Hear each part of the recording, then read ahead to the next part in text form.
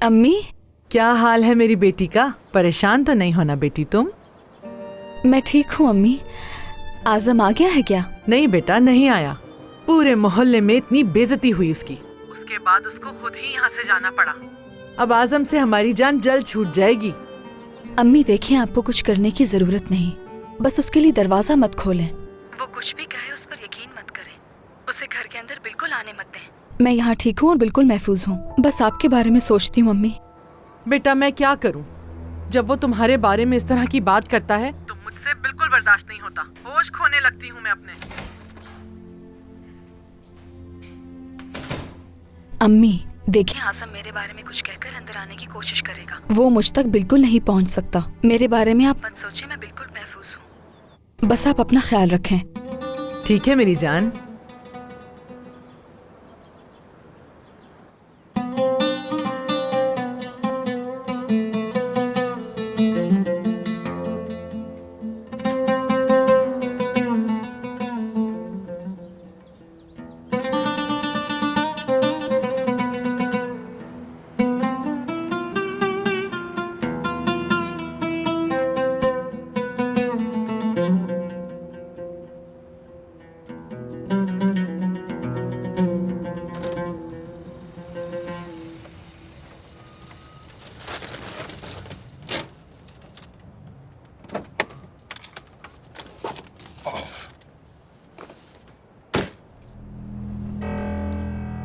तुम जल्दी क्यों आ गए?